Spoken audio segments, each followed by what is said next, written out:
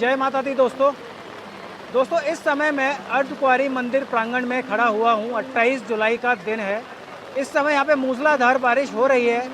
करीब 1.5 घंटे से मैं यहाँ खड़ा हुआ हूँ। बहुत तेज़ बारिश है, आप देख सकते हैं। इस समय कोई भी यात्री आपको मंदिर प्रांगण में नहीं दिख रहा होगा। सब लोग शेड के अंदर खड़े हुए हैं। ये देखिए मेरे पीछे भी कितने सारे यात्री शेड के अंदर ऊपर फर्स्ट फ्लोर पे खड़े हुए हैं कि यहाँ पे मूसलाधार बारिश है, बहुत तेज़ बारिश है।